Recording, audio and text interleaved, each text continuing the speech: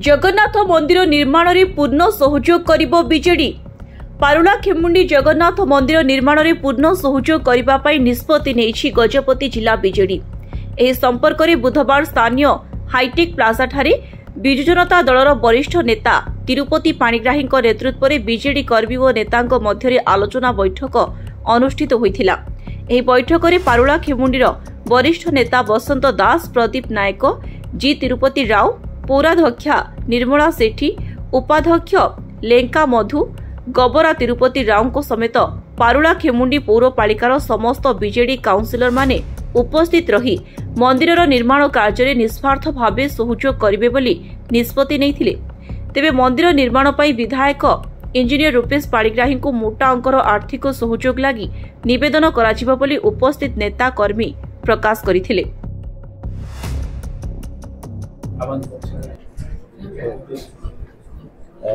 गोटे सेंटिमेंट अच्छी ये जो आज काली आम लवणगिरी पहाड़ रे सुंदरपदा पाखे भुवनेश्वर रे गोटे भव्य मंदिर है जोटा को 2 वर्ष भितर गोटे इतिहास सृष्टि करछि। से लवणगिरी पर्वत गोटे इतिहास पर्वत सीधी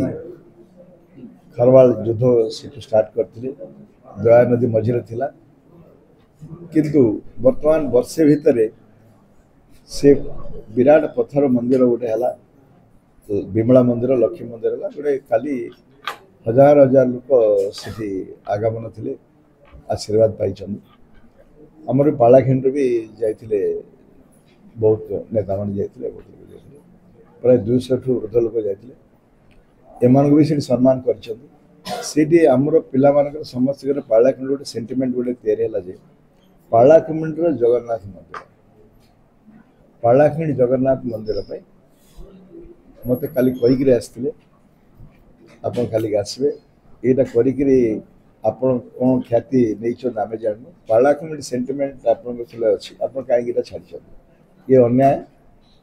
होना उचित ना यहाँ मत कहीकि आसते मुझे सेंटिमेंटली सका काली राति 2टा बेलू आम शुचु मुझे सका उठिक आसे आम निष्पत्ति कलु जे गोटे हाईएस्ट अमाउंट एमएलए लैड्रु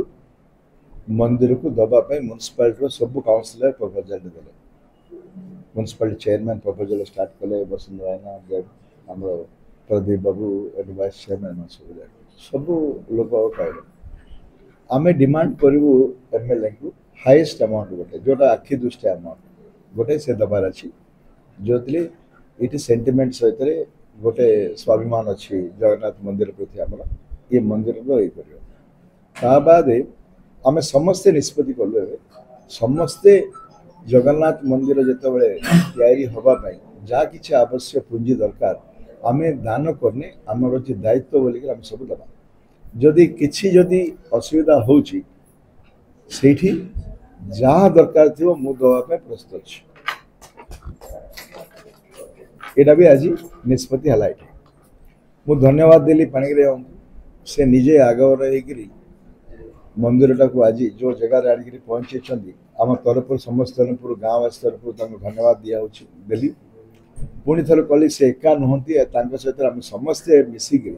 आ पत्थर फोपाड़ानी जिते पत्थर फोपाड़ा से फाउंडेशन बगैर मंदिर बांधा कथा प्रथम आम 2टा कथा आमर डिमांड गोटे स्टार्ट है जहाँ म्युनिसिपालिटी काउंसिलर मान चेयरमैन एंड जो मान नेता मान एमएलए को डिमांड करे जो आखि दृष्टिया पैसा गोटे से दबापर आउ गोटे फेज आस आम एमपी मान मागू राज्यसभा मेम्बर मागू आ गोटे कथा आपण मन समस्त तरफ धन्यवाद देवी सरकार को टूरिज्म डिपार्टमेंट गोटे हाईएस्ट अमाउंट दे हाईएस्ट अमाउंट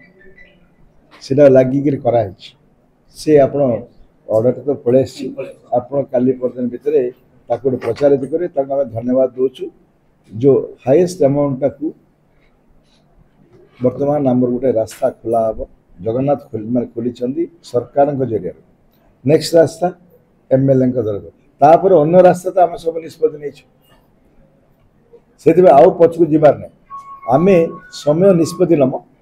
केते कम दिन भीतर हम तापे आम बड़ बड़ कथा कि कहबा। यह व्यतीत भविष्य में जदि अधिक अर्थर आवश्यक पड़े तेबे तिरुपति पाणिग्राही निजे आर्थिक सहयोग करिवे बोली प्रतिश्रुति देइथिले। सहरवासी मध्य निर्माण रे सहयोग जारी रखंतु बोली कहिथिले तिरुपति पाणिग्राही।